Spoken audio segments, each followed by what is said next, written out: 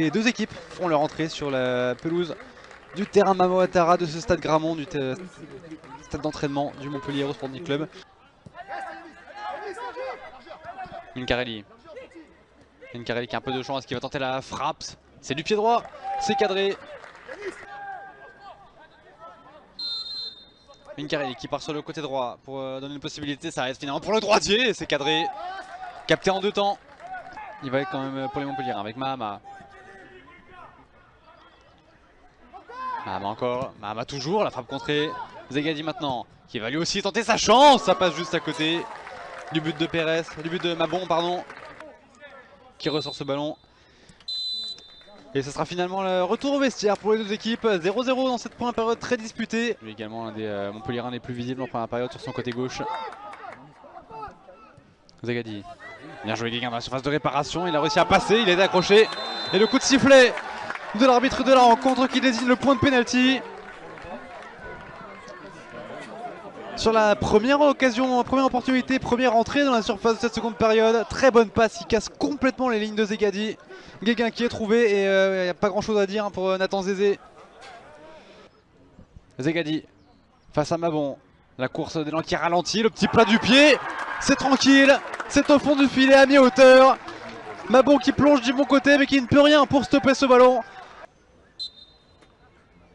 C'est pour le gaucher, Mincarelli, c'est dans la surface de réparation, on cherche la tête de Junior Agna et le second ballon, la barre transversale. C'est pas terminé avec le capitaine Montpelliérain qui n'arrive pas à pousser ce ballon au fond du filet. Mais énorme opportunité là, et d'accrocher les séances de tir au but, voire plus parce qu'il reste du temps. Allez Mahama, attention parce que là il s'est échappé, le 138, tout seul au second poteau, Azoisi qui catapulte ce ballon au fond du filet.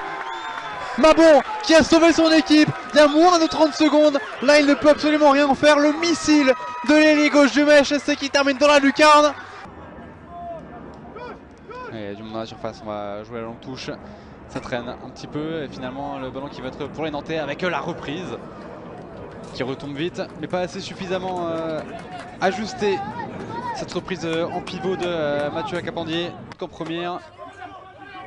David va se cacher. Oh, bien joué, la petite déviation, le roule, le crochet inter-exter, encore une fois dans la surface de réparation et le ballon qui atterrit au fond du filet suite à ce cafouillage là. Mafumbi qui ne maîtrise presque jamais ce ballon mais qui réussit à l'instinct de buteur à mettre ce ballon au fond et on peut dire que l'instinct de buteur, lui clairement il l'a.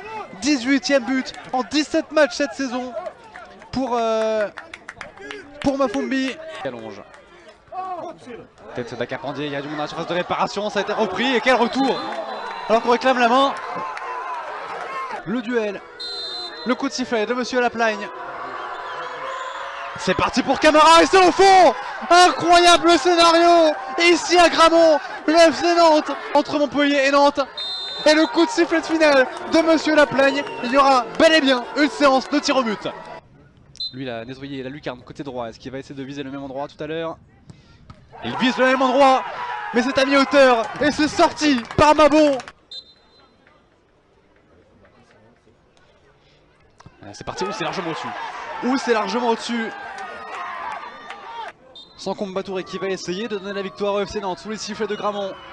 C'est parti, le plat du pied, tranquille, serein pour Sankomba Touré. Et le coup de sifflet final de FC Nantes, mené 2-0, qui avait pris un gros coup sur la tête et qui finalement s'impose et se qualifie pour les demi-finales.